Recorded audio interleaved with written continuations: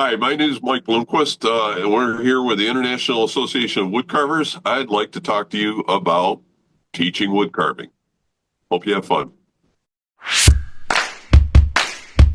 Well, good afternoon, everyone. Welcome to the International Association of Woodcarvers. Today is the 18th of October, a little bit after 3 p.m. Eastern Standard Time.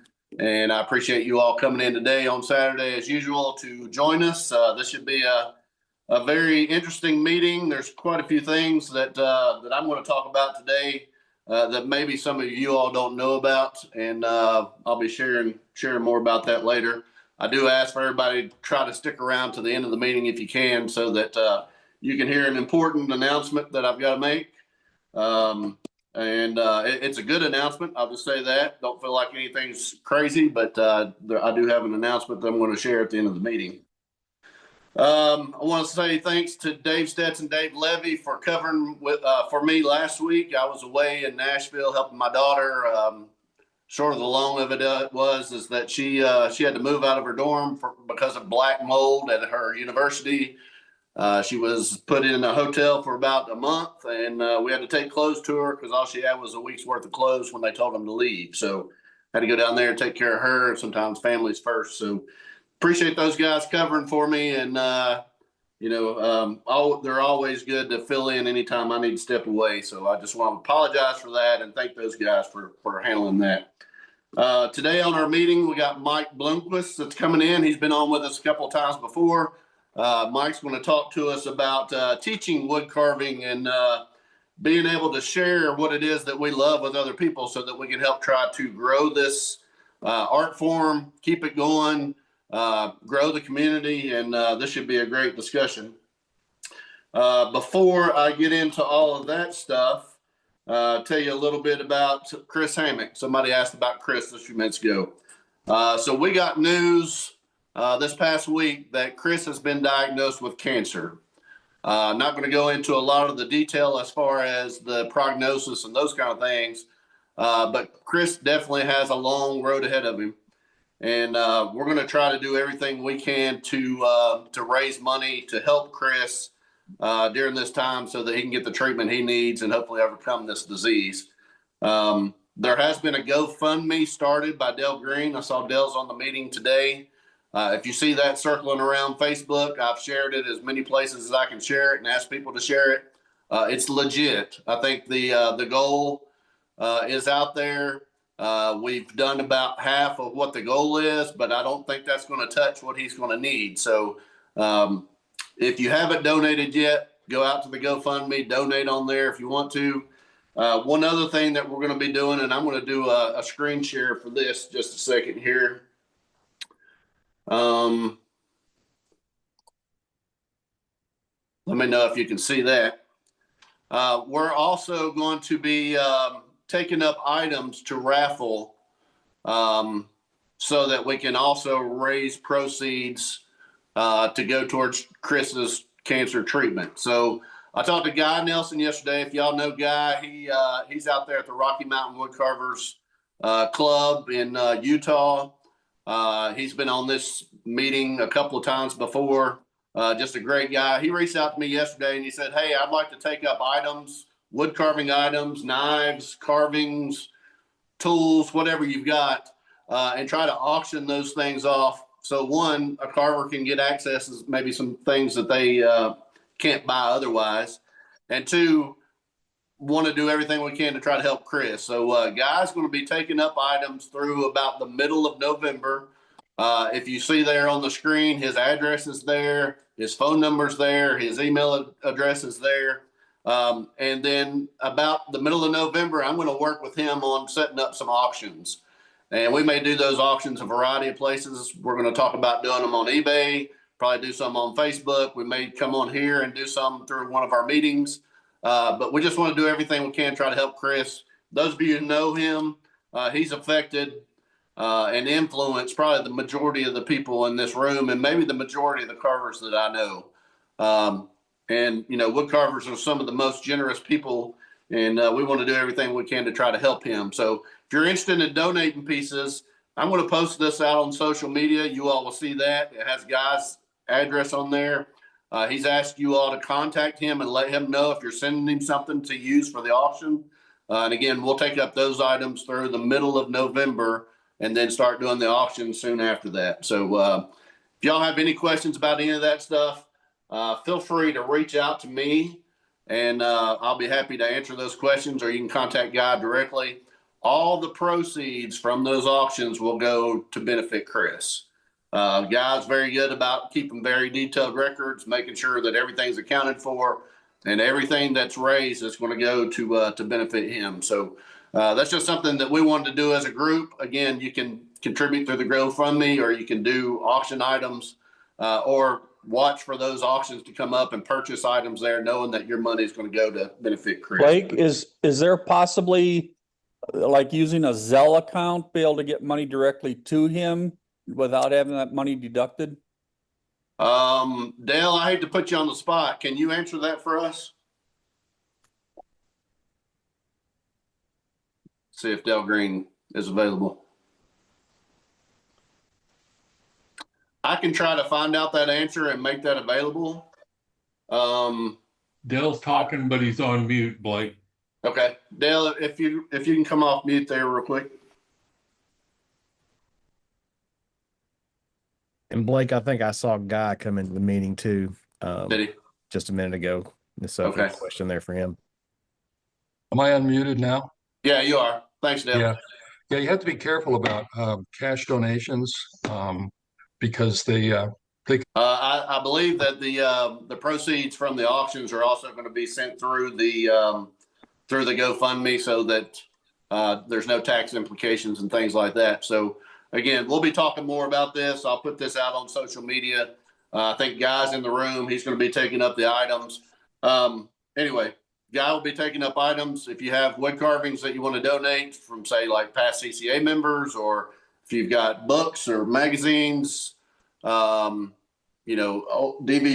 I know there's things like the go-bys that are available. Any of those kind of things would be beneficial to auction. Again, we're going to have knife auctions, and there's going to be all kinds of things, I think, that will end up being contributed to this, but we want to do everything we can to try to help Chris during this time. So just a couple other things, and we're going to go ahead and get over to Mike. Mark Dillinger asked if I would share that the Rain Tree Woodcarver show is coming up on November the 8th. It's in Mount Summit, Indiana. It's going to feature Bob Thurston, and they're going to have Crawford carving knives there. So if anybody is in the area, they'd like for you all to come out and participate in that show. And then, like I said, stick around at the end of the meeting. I've got an important announcement to make at the end, but I want to wait till the end. Before we get started with Mike, I'm going to go ahead and turn it over to Dave Stetson. Dave always is good to do words of wisdom. And Dave, I'm going to go ahead and turn it over to you. Hey, thank you, Blake. I got a couple of words for you today. One is appropriate to myself. If the shoe fits, put it on. Mark Twain said the secret to getting ahead is getting started. That's my legit. But my other word is, Mark Twain also said, sometimes it's better to keep your mouth closed and let people think you're a fool than to open it and remove all doubt. All right. Thank you, Dave. Again, hopefully everybody's participating in Dave's class. There are several classes out there that are available through Woodcarving Academy that he's done in the past. So if you're interested in taking a class and you're not signed up for this one, go out, check out Woodcarving Academy. You can subscribe there and go back and go through some of the other classes that's been available. It's just a great opportunity to learn when you're not able to get out to shows or classes individually. You can learn through Woodcarving Academy. So take advantage of that. Today on our meeting, we've got Mike Bloomquist. He's coming to us to talk about teaching wood carving, and I think this will be an interesting discussion. Be aware that Mike's available for questions, so open up, ask questions, talk a little bit about your experience in teaching. And Mike, I just want to say thanks for coming on, and I'll go ahead and turn it over to you. All right. Okay. Yeah, most of you guys, a lot of you guys don't need this, I guess, so you can kind of take off and go do something else. But I just wanted to get on and just chat with maybe people that haven't taught before or have been thinking about teaching before or tried it and had a bad start. I don't know. I have been teaching since 95. I kind of had an unfair advantage. For 5 years after college, I taught physics at the local high school here. So yeah, I had been up in front of people before, but didn't really get into carving until the early 90s. And geez, when I did get into teaching the class, I wondered why the heck I didn't start it way earlier than this. I should have known that I would enjoy it. I enjoy teaching physics, believe it or not. Any of you that think I'm a little weird, no, it's been confirmed. Anyway, so probably about 10 years after my first carving, which was really it was 85, I did a fishing lure. But I got into a show up in Vermont, and my younger daughter was with me and my wife, and my older daughter was with a friend doing the weekend there, and she started dragging me around the show and asking questions about knives, and pretty soon she bought herself a knife with a babysit money and a couple of projects her mom would probably like, and sat me down and wanted me to teach her wood carving. So she was my first student. She has survived that really shaky start. She's become a really good wood carver. But then not too long after that, again, I was just I had been in, I was in a situation where I was at a paper craft store with the kids, and I busted on the owner a little bit about her pamphlet of a workshop's not having any wood carving in it. So she said, "Well, when do you want to start?" And it's like, okay, can't backtrack out of that quick enough. So that was my first run there, and I was a little bit bass backwards because I had never taken a class with anybody else. Most of my learning up to that point was Rick Booth's videos, and which he was kind of local up in the Adirondacks, and and a book that somebody gifted me by Harley Refsall for Scandinavian style carving. And so I would say the first one, I don't think that the first one, you don't have to do that. I mean, a lot of you probably have taught already. There's situations before you do a class, forget the class. Um, Club demos, you're out in public promoting wood carving, right? And the demo, you're showing some people the basic cuts. You're showing them the difference between a sharp knife, the cut it makes, and a dull knife, things like that. You are teaching them, you are giving them knowledge that they don't have. They don't know anything about this, and you're giving it to them. You're a teacher. So it doesn't get any more simple than that. And then a lot of times there's one-on-one at clubs. Clubs are a great place to start. Um, you're probably going to start with beginners if you're new to the thing, because they're going to be the first category where you know something they haven't learned yet, and you teach them, you show them, and hey, you're a teacher, you're qualified. No certification required, except that you have a love for this. And I think that's the other thing. I kind of felt early, when I started interacting with other wood carvers and stuff, that this was a family, this was a community. And yeah, all right, yeah, I should have just kept talking. That's rule number 2, right?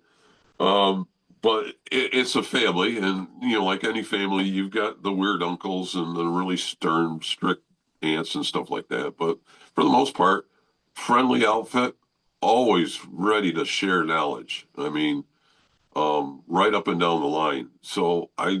And with the books and stuff too, that's the same sort of thing. And I just felt, hey, I want to contribute to this. And, and if you do, start small, start small, start with beginners. Truthfully, I think beginners are the most fun because their progress is so much faster probably than any other stage in their wood carving experience. And they just get hooked and go. You can see the addiction start, one of the good addictions. Um, so anyhow, yeah, demos. I was thinking I'm checking on notes to make sure I don't miss anything here. Volunteer demos. Our club or singly would do demos at grade schools and stuff. And yeah, some of them are a little too young to be doing this, but you can show them what it goes with, and then we can point them towards soap carving, with wooden knives. And those are really slick, easy things to do. There's a couple of good books out there for really young kids. Um, and volunteer demos, when the club again is a good interface there. And it's also an easier place to point people that want to learn about wood carving, and you say, well, check your local club. Well, in your local club, and at least the couple I belong to, there's informal classes all the time, and even some semi-formal stuff that I teach at mine and others in the club do. Um, oh, I know makers fairs. I've twisted arms on a couple of my clubs here to get them to go and represent to go to these maker fair shows. Now, there's a whole range here. Wood carving and woodworking are I wouldn't say rare, but they're not the majority. I mean, you're talking about 3D printers and circuitry and STEM and, a lot of other categories, RC cars, RC quadcopters, but we fit right in there fine. We draw a lot of people when we go to these things, and they come see the wood carving and even some of the really old stuff like making three-legged stools. That's the other thing, yeah, I guess go off on a tangent here, but sometimes you don't get a wood carving club by itself. I've noticed at least a couple of clubs up here in New York, they've been absorbed by local woodworking clubs. Northeast Woodcarvers Association created, and they call them SIGs. So in addition to the furniture SIGs, the wood turners and the scroll sawers, and furniture they call them flat boarders. They start a SIG for wood carving, and it works out really well. Where a couple times I've seen clubs that were kind of fading away, they get into the woodworking, and now there's a lot of overlap, and a lot of people that are in those other areas get into the wood carving, and then the wood carving gets a larger audience at some of the events that the woodworkers do. So makers fairs, that's a good place to start and instruct, or to teach at a one-on-one, two-on-one thing at the table. But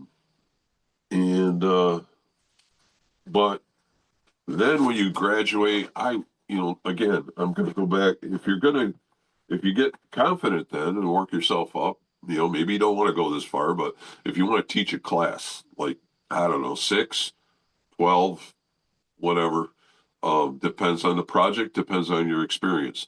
But there's good places to look to do that. Usually it's out of the clubs. They'll sponsor one. Or like in my case, I got hooked up with a local paper craft store. So I used to teach at Woodcraft. So the Woodcraft stores usually have classes and the space to do it. I would highly recommend, like I did, beginners. Again, they are a lot of fun. They're probably a little more work, but I don't know. You just see the returns on it a little quicker, I guess, and it'll give you a boost up to the next level. One thing with the beginners classes, a couple of tips here, right? Simple projects. Now, one of the reasons I got into Scandinavian style or flat plane style is because I'm almost half Swedish. So that was my interest there. But turns out Scandinavian flat plane is also knife only. I mean, at least in the purest sense. So there you go. You got a beginner. All they have to do is have one knife, a strop, a good carving glove, and they're good to go. Low outlay, and they find out they're really into it, then they keep going.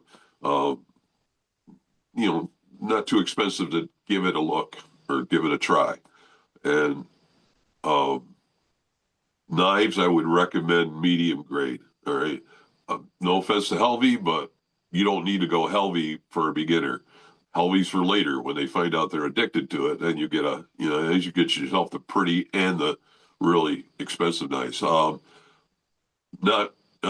have no stock in them, but my personal favorite is a detail knife from Flex Cut, or from Falls River, called it's a Can 13 model, and this is my go-to knife for beginners. It was one of my first knife, one of them. The reason being is because they have what I call a hogging knife, or a utility knife for taking off big chunks of wood, and they have a detail, and then they have a fine detail one. Well, whereas the hogging knife won't do really good detail, the detail knife might not be a real hogger, but it will remove wood and it will do a good job on detail. So they get the best of both worlds on that. Just my 2 cents worth. So you got a knife, definitely gloves. And one of the things with newcomers to it is that anxiety about cutting themselves, right? And it sometimes turns out to be a self-fulfilling prophecy. The gloves, grade 5. I know there's greater levels than that, like titanium ring armor or something like that, but they're made for fish people, big tuna handling people, and not really dexterity is not there for holding on to things and maneuvering things. So grade 5 would be a given. And if they don't have the grade there, pretty safe bet they don't care, so let it go. Unless you find a difference from experience. Where was I going? Off on a track here. Okay, so glove, strap, and a fairly good knife, and you're good to go. And then definitely, if you're doing a beginner's class, even if people have been carving a little bit, I find there isn't a bad thing about reviewing some of them. I do the push cut, the pull cut, or the pairing cut, depending on who you are. And I do the pencil grip for detail, and I do a rocking cut detail, and I do them in very simple situations, because and that in most projects, you're going to probably find more complex projects. You're going to find things that none of them work really well, and you have to get your finger in harm's way. All right. But for a beginner's project, that shouldn't be an issue. My first beginner project, this is just an example. It was a Santa, and here we go. This is my take on it. But that was a Harley Repsol project in an 80s copy of a Wood magazine out of Better Homes and Gardens. I think they're defunct now. But anyway, we got somebody coming in. All right. There's some. All right. But if you look here, the reason that makes it a good beginner's project is his hands are up his sleeves, and he's got no boots. And the only thing I had was that in Wood magazine, it wasn't a step-by-step, and he didn't do anything with the face. It was just kind of sketched in, so you're kind of left on your own. So consequently, it took me one of my first projects with a good knife, and it took me about a week to do the body, and it took me about a month to get brave enough to do the face. So, and I do have a flat plane version of a squinty eye smile that I do. That's another for another program, but knife only.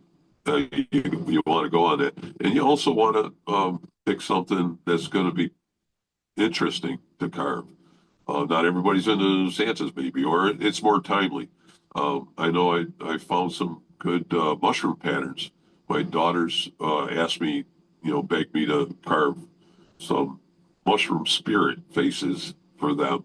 And I found out that Laura Sue Irish Eller had an e-book out on them, which kind of, I don't know. I don't usually get blindsided by books, especially by her. I didn't know it was out there. So it was kind of funny that my kids tuned me into it, begging for carving as well. So nice place to start a face. Mushrooms, really simple. A lot of exercise going, reading the grain. And it's not really tough to read the grain on these simple projects. But you might want a little variety. For their first class, I would probably stick with one pattern, all right, and then work your way up from there. At that stage or before, there's another trick I would tell you is take classes with real instructors, okay, or at least instructors who are more advanced than you are, as many as you can. All right, I not only get tips on carving, learn new things, but I also watch their teaching techniques. And just for a few examples, right? Let's see. I'm going to drop some names here, so you guys have heard this all before. Ian Norbury, okay, British carver now in Ireland. He was doing a tour of the woodcraft stores, and I caught him in Philadelphia. 12 students, 6 projects. Okay. Now, I just advise you not to do that. But that's why I hadn't done that either. But I watched him and how first of all, he grouped them together. So he had 6 carvers doing a relief carved falcon. He had 2 doing a new torso, myself included, and one old man torso or a bust and one female bust. But he grouped the 2 of us together. He grouped the 6 together, and he would float around and just keep up on it. I was amazed. I mean, it just blew my mind when I saw it the first time. But I managed to work my way up to that, using that a little bit. Floyd Radigan, all right, multiple projects available, but he timed the visits. He would do one-on-one with all his students in turn, and he would time his, and I think he still does, time his visits, okay? Jeff Fairs, he had 2 options for a fairly large class. One was a Native American, which he's really good at, and one was a mountain man. So, and he really had most of his steps applied to both of them, and he didn't differentiate too much except for, I mean, like the eyes and stuff like that, and some of the feet, like the high cheekbones and things.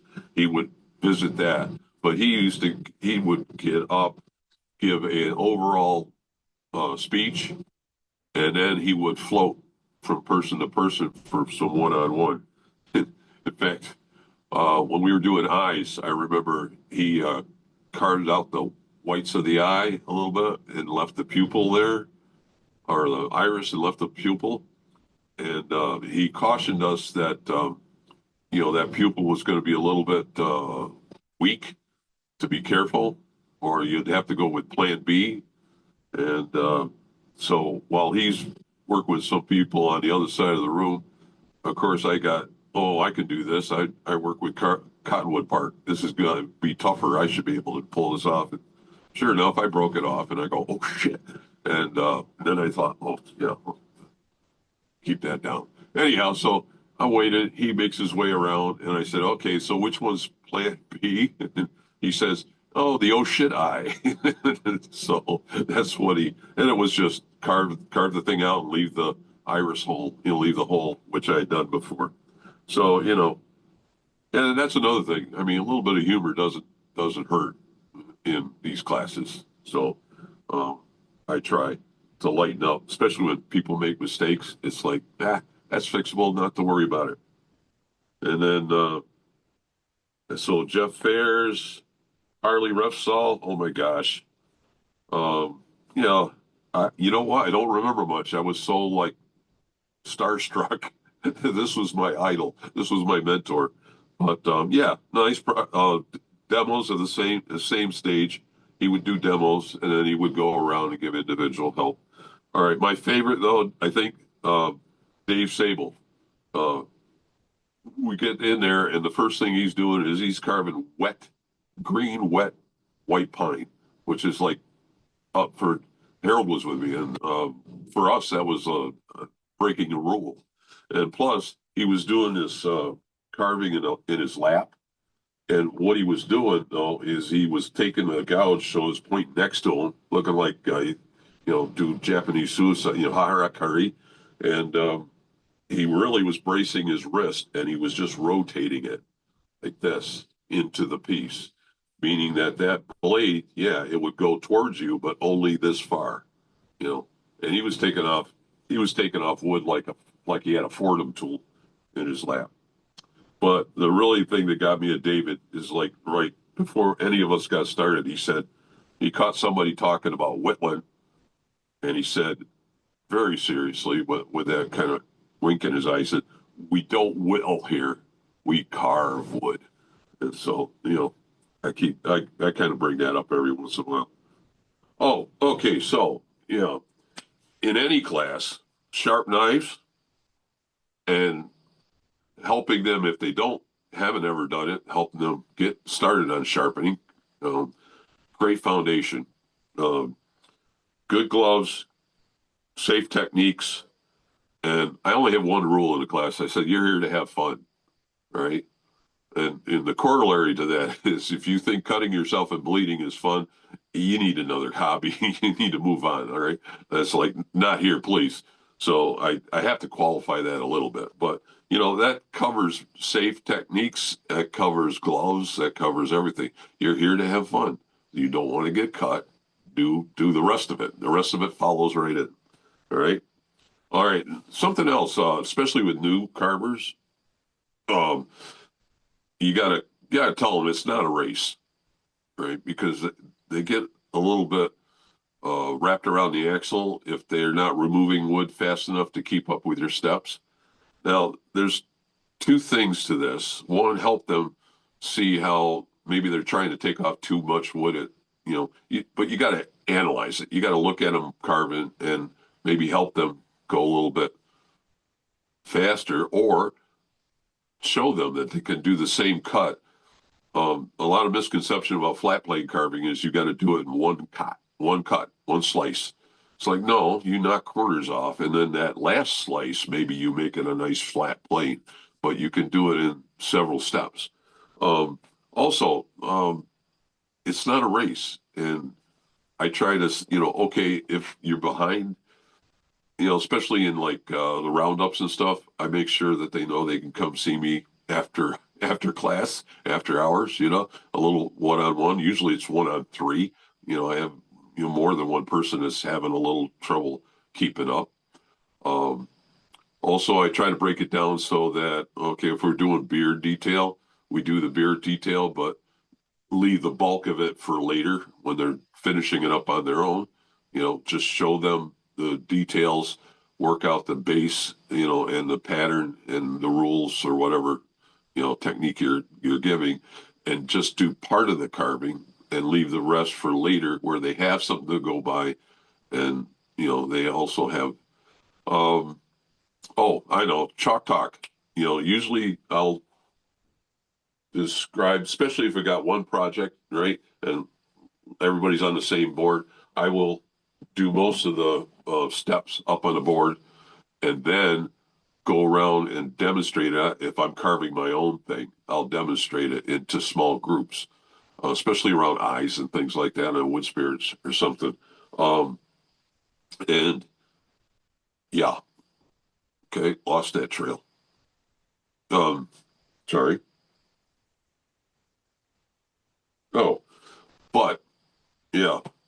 So chalk talk. So when I do that, I usually tell them, okay, tools down. So everybody's listening.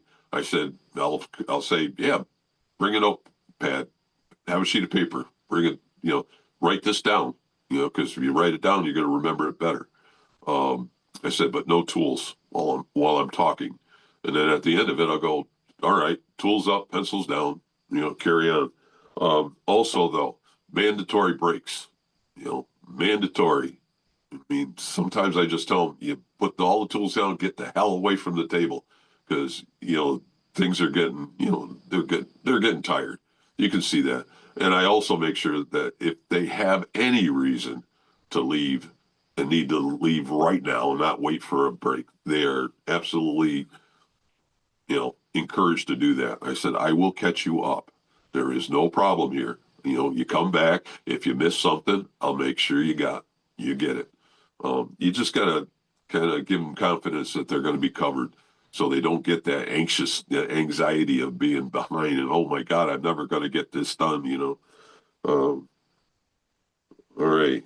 As a teacher, and this is for me as a student, but as a teacher, I really try never to make it my way or the highway, except for safe cutting. Okay, that's but as far as how they're carving something, if they got a little different way on it. And actually, what I find is you can learn a lot of good stuff from your students. Really, no one knows as much as everyone. So don't be surprised if you're working, especially on a new project. If I'm teaching something for the first time, that's why I like Roundup. The Roundup is no tuition. They pay me for blanks and stuff. But man, it's like I tell them flat out, you are guinea pigs. This is a new class. You're the first to do it. I said, you are my guinea pig. So thank you very much. And they have a ball with it usually. But, just that. Don't and yeah, I've learned little techniques that I've never seen before. Tips for some of my projects. Like I had a bear once that I did what I call the ADK treatment on Adirondack Mountain. I gave him a hiking stick and an Adirondack woven backpack, and I used to put twigs in it, and then one of my students said, "Oh, you know what? You should put fish in that basket and make that hiking stick of cane pole or something." So, which is exactly what she did.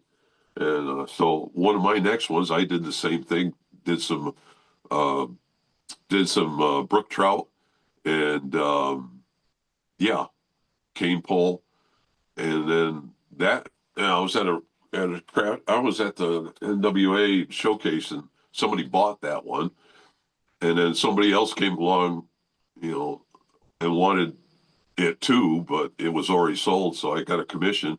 But he wanted brown trout, and he was a fly fisherman, so I upgraded it again. But I've upgraded a lot of things that I've seen my students because I've seen my students do it. One gal, we had a spoon carving class. One gal got so into removing the wood out of that spoon, she went right through the bottom. All right, so she actually turned that hole into the shape of a heart, so it became a strainer. Never forgot that. Came in handy a couple of times during my next couple of spoon classes. All right. Yeah. So make it mandatory, or at least encourage it that everybody walks away. That way, there's not that anxiety. It's like while I'm gone, he's gonna, go into step 3 and 4, and I'm gonna be left behind. That's why I like to make it the whole table when I can. Not my way or the highway. Uh, be prepared to learn from your students.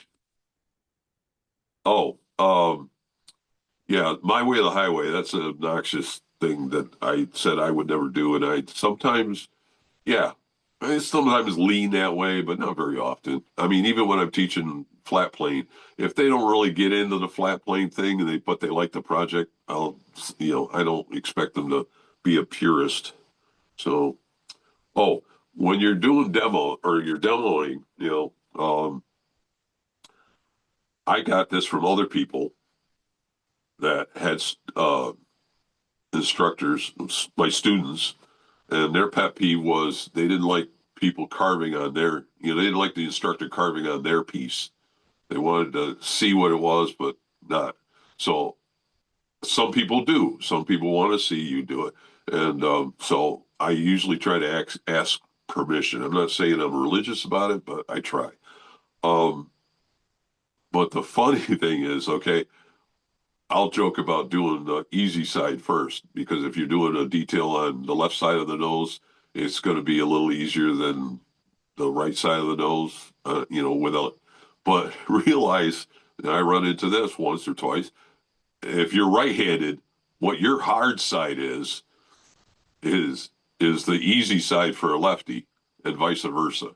So if you're a left-handed instructor, you know, do what you think is the easy side, because that is the other one is the easy side for the right-handed student. Okay, a little double negative thing there.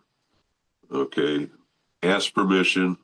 Before you carve on theirs, I try, if it's a one thing project, I will carve what they're carving on my piece, and that way I can demo it. You know, and sometimes I'll do that even if I've got more projects, because I'll do the group that's doing one project and I'll carve my copy of where they're at, and then down the way I'll do my copy of what the other ones are doing. And, okay. Okay. And I think, I don't know. Oh, God. All right. That's all I got. Got questions? And Mike, how many classes a year do you teach? Do you teach a bunch or just Uh, more one-on-one not so much, stuff? not so much anymore, because I can't travel that easily, So, yeah, at least 3. All right. My big ones, are close to home. Uh, the Roundup in July in Honesdale, and then they have a fall carving, same place in September, Honesdale, Cherry Ridge. I have taught up in the Adirondacks at they call it the View, the art center up in Old Forge. I've been up there. Um, I've taught at the Roe Martin Community Center, which I'm just giving you examples because these are good places to try. Local art centers, local, like Roe Martin and the one up in Old Forge. They've got to be around you a little bit. Gotta say though, sometimes those art centers don't consider carving art. They're more of a crafty thing. So you get snobbed down by the pottery people and stuff like that. You get like second dibs on teaching space and whatnot. Not very often, but be prepared for that. Just go on, either accommodate them and they find out you've got a following, and after a while, and those artsy fartsy people will deal with it. Hey, we got Those are- another question in the chat. Somebody wants to know, how does one overcome burnouts as far as wood carvers go? Keep changing. That's why I think that's one of the reasons I recently said, yeah, I'm a master of many, or sorry, I'm a jack of many styles, a master of none, a teacher of many, because I don't land on any one thing. I mean, yeah, flat plane is probably one of my main liners, and wood spirits, but you see my automata, that's been ongoing, but the last 2 years has been the first time I've been teaching them. So that was fun, getting into developing a new class like that. Definitely a one that I broke in on the Honesdale crew on the Roundup. They were my guinea pigs for that one. And then local clubs. Some of them, be prepared, some of them have rules where members can't charge for classes, which is fine. That encourages everybody to do it. And then that gives an opening for people maybe never taught before. That'd be a great place to start. But then if you go to clubs you aren't a member of, a lot of times they'll take you in. And I used to do a retreat out in Rhode Island that got moved to Mystic. That was the Northeast Woodcarvers or a retreat. That was fun. That was Mystic Woodcarvers sponsored that once upon a time. Somebody else is still doing it, but again, I can't travel as easily as I used to. I'm in a kind of a austerity budget now that I'm retired. But As a new carver, we had somebody say that they get frustrated easily. So encouragement from the instructor really helps quite a bit. absolutely, absolutely. I mean that's something you learn as a student. That's why I took classes and stuff, earlier. But that happens with anything you're teaching. Some people are going to jump right on it and go right to town, and some people are going to struggle with it. Especially in carving, where a lot of it is hand strength. I got to catch myself sometimes. They look at me take off a wedge of wood, and I just tell them, "Look, I'm showing off." I said, you could do that same cut, just you'll take it maybe 3 times, but it'll probably be safer for you than me doing it the way I was doing it. I'm just trying to instruct you, but I said, if you think I take off wood, you should see Harley Refsall when he was doing that stuff, man. That was a one cut, thing for him.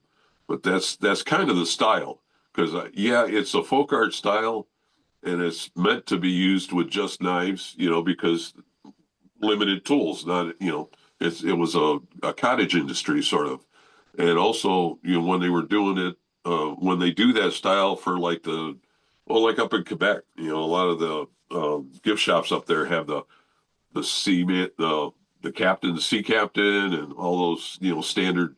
The faster they can get those out, the better. It's an economic thing. So big quick cuts. Tell the story as little few cuts as possible, and you got it.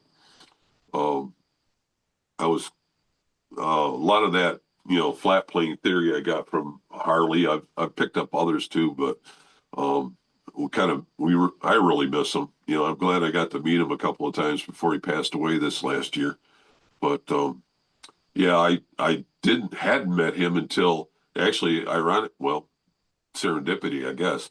I did a CCA carver round in the Rhode Island thing, the agriculture or the conservation center that Rhode Island University has there.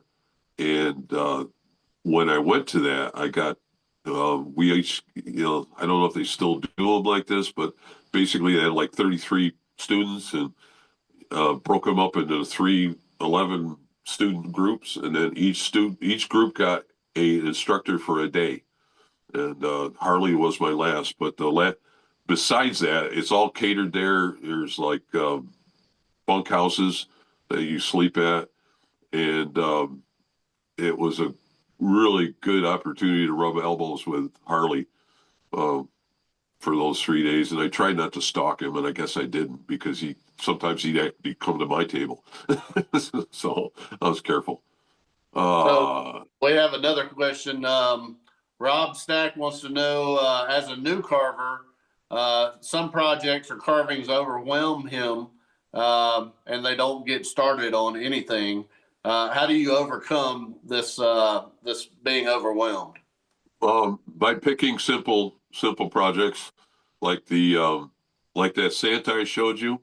All right, a lot of it is just knocking corners off and drawing very simple shapes. Break it down. Find somebody, or especially if you're a teacher, break it down to very, very simple steps, and don't try to take too many things at once. Like, okay, just off the top of my head, that Santa, your first step, you got a block that's cut into. You're very simple. One is like an arch stained glass. The front view and the side view is like one with it tipped back a little bit to the back of the head, and then your first step is to knock all the corners all the way up. Let me show you. All right, so if you got a square piece of wood, this is the cross section, looking at it from below. All right, and actually that Santa is done like this. All right, the first thing you're going to do is knock these corners off. And this is where, by the way, I don't think I said anything about whiteboards. If it's a one project deal, these things are pretty good. These are great, where you can And that's why I said about my chalk talks. They put their tools down and I talk to them with the board. You do not have to be a great artist. If you did, I'd be out of luck. Okay. I mean, as far as drawing goes. Okay. So you lay it out for them like this. Okay. And so the first bit here is to take that corner off. After that, if you want to go further, you're going to take off smaller corners. This is your biggest challenge right here. And when a beginner goes after that, they're thinking, they're cautious, and that's where they don't need to be. All right. And I try to point that out to them. Also, if you're a beginner and you don't have the hand strength, then I point out to them that you don't do it all at once. You do this. You take off a little bit off that corner, and then you don't change your angle, and you take off a little more, and you don't change your angle, and you take off a little bit more. And before you know it, you've got that corner knocked off really well. And then once you've done that, okay. All right. At least in the flat plane world, that's round. Okay. And I got that straight from the master too, by the way. I think I'd already been teaching it, but it got reinforced one time. So, and you notice that these are probably the same size, right? And then when you knock it off, though, as it gets up towards the top, what you knock off is going to be smaller, the smaller side, because the cross section's smaller, so it tapers up. And then, and that being a beginner's project, you really get a feel for going with the grain and against the grain, and that's another thing you're teaching to beginners is how to read the grain. And really, you tell them, basically the knife is going to tell you. And this is what it feels like when you go against it. This is what it feels like when you go with it, and this is definitely not parallel to the grain, which is where it gets tricky. So that's a good starter. And then after that, all right, well, at least on this project, all right, do a stop cut along the bottom and you remove wood from above it. So they get practice on stop cuts, rocking stop cuts. And then that raises out this area for the trim, the fur print trim on the bottom of the project. Halfway up, halfway down, horizontal lines, make a box. And that's going to be your sleeves. Okay. Couple of lines up from above the corner and below the corner up to the side.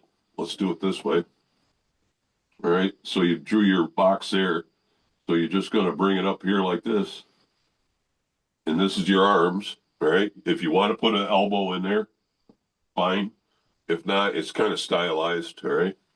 And then, so you remove wood from around the sleeves and then take out wood from between them and then remove wood from above and below the arms. And you teach them about that we're basically painting with shadows. All right. So every time I take wood out or from around what I want to raise out, I get a shadow on this edge here, and up on this edge, I'll get a highlight. Okay. So that does it. Break it down into small steps for beginners, especially. And that's why I say fairly small projects. I tell you what, Harold took it to a new level. All right, here's another thing. Okay. Encourage other people to teach. All right.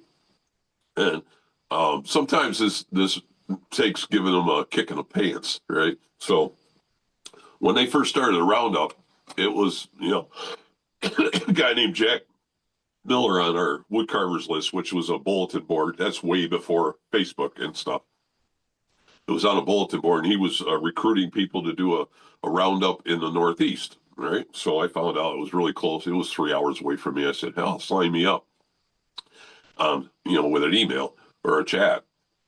I told him to sign me up. And oh, by the way, put down Harold Kaltenbach too. He'll teach. So, okay. So next meeting I go and I told Harold about this new roundup going to be down in Honesdale. Man, he was excited.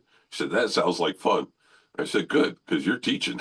You're teaching the class. And he's like, so, but I had seen him teach one-on-one, one-on-two at the club. I'd seen him do it. So, but simple, getting back to the simple part, he did Santas out of a 1x1 block of wood.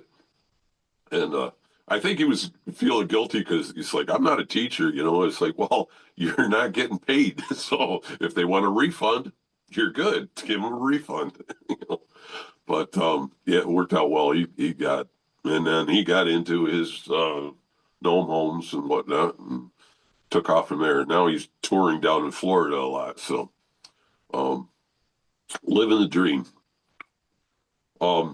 That's something else. I don't know. I touched on it, but if you don't have at least one person that exceeds you as a woodcarver, you're not teaching enough. Okay. It's going to happen. You know, you're allowed to be jealous. You're allowed to be envious, but you get over it. All right.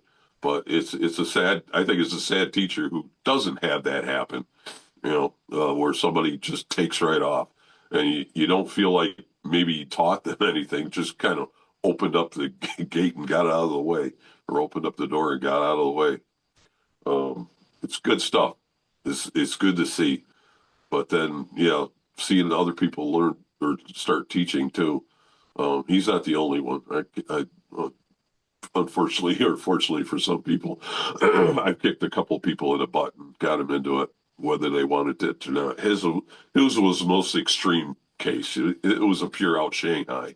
So, did that answer the question? I'm sorry. Yeah, I think so. I think it did. Okay. Any other questions in the room for Mike about his teaching style or technique or any of the things that he's talked about today? All right. Well, Mike. Yeah, go ahead. Yeah, Don Christoph. I just had a question again for Mike. What was the name of that forge company you were talking earlier about, the knife that you like, the starters? Oh, that's a Flex Cut.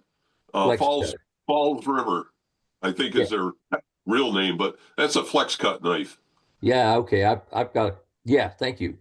No problem. It's a KN13. They've got a lot of nice blades out. And yeah, I will not, you know, I can't say they're as good a quality as, like I said, Helveys or Dunkels and stuff, but for the money, you know, best bang for your buck. There's a whole lot more that aren't even close to that. You know, I'd say it's a good middle range, good economical one. And for beginners, I think it's the best bet because, you know, maybe it's somebody that couldn't afford a Helvey right off the bat, you know, so they're a little cautious about whether they're going to like it or not. This gives them a nice entry level knife. Entry level, that's it. Entry level knife. Okay, thank you. Yep, you're welcome. And do you usually go over specific things when teaching safety to carvers? Do you have like a script or something you go by, or? Oh yeah, absolutely. Well, you know, with the pull cut, I talk about getting the thumb out of the way, and with a pull cut, you know, I don't know. This is what I found, that you don't pull the knife to your thumb; you close your hand. It's like the difference between pulling a trigger and squeezing a trigger. And if you do it right, you know, with the knife in here, when it slips, I tell them, not if it slips, when it slips, it'll stop in the palm of your hand, and that blade should not get anywhere near anything that bleeds. Then the push cut's pretty easy, but the push cut, you know, you take the thing, you grab it, and you use your thumb as a, you know, pivot point, or I'm sorry, yeah, this way. Okay, but what I tell them there too is you can push it with your thumb, or you can actually crowbar it through. And the thing with that I find is it's very awkward for a while. You know, you got to really encourage them to practice it, because you got to grab your carving so your thumb ends up in the right area, first of all, and then, you know, get that thumb in there and put the big rule. Put the thumb on the dull side of the knife and make sure you've got a dull side to the knife. I had one student that kept bleeding. He had a chip carving knife that was sharp on both sides, the concave and the convex, and he was trying to do a push cut. I felt bad, but man, I did say dull side. All right. Anyhow, so that push cut, I love it dearly. It's got the most power and the most control, and it's as bloodless as you can get. Then stop cut, rocking stop cut. Again, make sure all the bleeding parts are out of the way, and you can rock down on the piece without letting it slip. And then when I want to do some real delicate curves or something, I'll take it like a pencil, grabbing it on the dull side and the sides. I'll brace with my finger. I'll teach them about bracing with the other finger out of the way, and then draw, but don't try to go too deep. That's where you learn how to do multiple cuts before you to do a stop cut and then pull out some material from around it. Also, when they do stop cuts like that, where it's multiple cuts to get it down deep enough, I talked to them about doing proud of the line. So you want this to be the side, you want this. Yeah. See, I knew I was going to need this. All right. So suppose you got an arm like this, and it's curved or whatever, and I'm going down through here. I want to actually make the stop cut a little outside the line, out proud of the line. And then when you get it down as deep as you want, you're always going to have a little bit of hash in there because it was multiple cuts and you didn't get them all the same depth, not even close. So the last cut is shaving that down to the final line, and that'll clean up the edge. So in a flat plane, you want one flat plane down there, and not a flat plane with a lot of knife tip marks in it. So I hope that helped. All But right. Those are about the 4 basic cuts I do, and it's about as bloodless as you can get. Well, that's definitely good information. We as teachers want to make sure we share as much as we can so that the students stay safe, but also make some accomplishments so that they feel like they're progressing and they'll continue to do it. So, absolutely. Somebody asked in the chat there a few minutes ago about what happens if you're not motivated to start. You want to, you watch videos, you do all these things, but you're not motivated. My thing has always been, and you'll probably see it on some shirts around that I've printed out, keep your knife in the wood. And I think Doug Linker said that many years ago. The best way to carve is just to get at it. So keep your knife in the wood. I find that once you get started, it's kind of hard to put it down. So the main thing is just get started. Yeah, but you do. I won't say I've never had burnout, but you get to times where you kind of leave it alone for a little while. You got 10 projects down in the basement. They're all started and you just don't feel like working on any one of them. Yeah. And that's when you take a break for a little while. That's but right. Also, changing up the subject, maybe I try something I haven't tried before or something I haven't done in a long time, like a love spoon or something, something I really used to get into.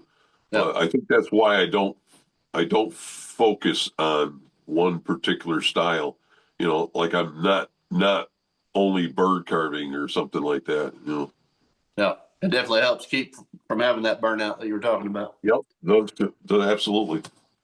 Well, Mike, I just want to say thanks for coming on. We're a little bit after 4 Eastern time. So as always, I thank you for coming in and sharing the information that you have today. And we enjoy having you on. And I know, like I said, this has been a couple times that we've had you in. So we look forward to having you back in the future. And I know you've got a whole lot to share. So we'll try to have you back very soon. Okay. Tell you a little bit about our upcoming schedule. Next weekend, we'll have Ashton Brown coming in from Badger State Blades. She's going to be talking about new tools that they're making and providing. And some of those tools are actually gouges. So they're making a number 1, a number 3, 5, 7, 9, and 11. The great thing is they've donated 6 of those to us to auction. So in next week's meeting, I'm going to auction 3 of those. And then the 1st of November, I'm going to be down at the North Alabama Woodcarving Show.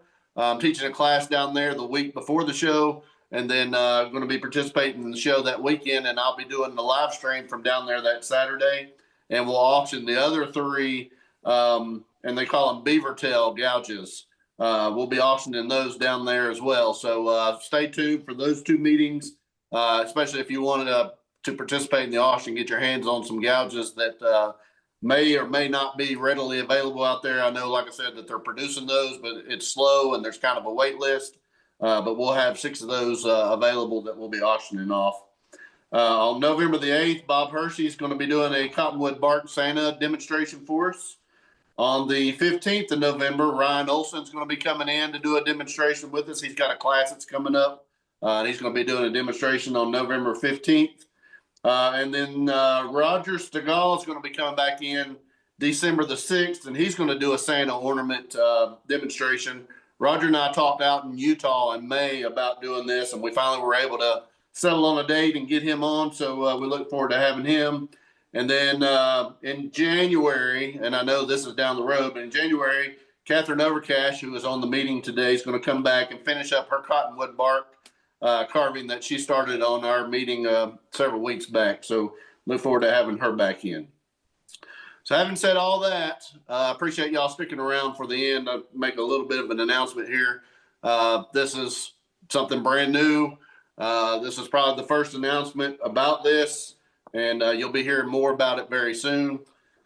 The CCA has decided that we're going to take our competition on the road. So you've heard me for the last several years talk about the competition that we have out in Colorado Springs. This year, we're moving that competition to the Wisconsin River Carvers show in Stevens Point, Wisconsin. That's going to be September 19th and 20th, 2026. So it's the same weekend. It's just going to be at Stevens Point, Wisconsin. We're going to be doing our competition in conjunction with their show. And there'll be more information about that. I'm not going to answer a lot of questions about that, but I will tell you, as far as the CCA goes, we'll still be doing our competition. We'll have our CCA display. We'll do the whittling competition like we always have. We'll have live streams, silent auctions, and the School of Caricature Carving. So there'll be more information released about that, but we did want to let you know we are going to take that show or that competition on the road, and this coming year it'll be Wisconsin River Carvers at Stevens Point, Wisconsin. So if you haven't started making your plans, maybe go ahead and start thinking about coming to Wisconsin this year. This is going to give us more visibility as far as other carvers go. Maybe people that couldn't make it out to Colorado but can make it to Wisconsin. We're hoping to bring in more people, and that's the plan. Is we always want to share caricature carving, and we just feel like this is another opportunity for us to be able to do that. So stay tuned to social media for more information about that. Again, I'll say one more time, CCA is taking their competition to the Wisconsin River Carvers Stevens Point, Wisconsin show. It's going to be in conjunction with that. So make plans, and you'll be hearing more about that from me in the coming weeks. Mike, again, I just want to say thank you for coming on and doing your presentation. I thank you all for staying with us today. Apologize. Go ahead. I'm sorry. Thank you for having me on. Absolutely. I apologize for the little bit of interruption we had there at the beginning. Somebody was trying to hijack our meeting. Never happened before, but we kicked them out and we shut down the sharing. So I'm not sure what that was about, but I apologize. But come back next Saturday, 3 p.m. Eastern Standard Time. Ashton Brown, Badger State Blades, and just like I said before, keep your knife in the wood, keep carving, keep sharing, and thanks again, Mike, for coming on. Thank you all.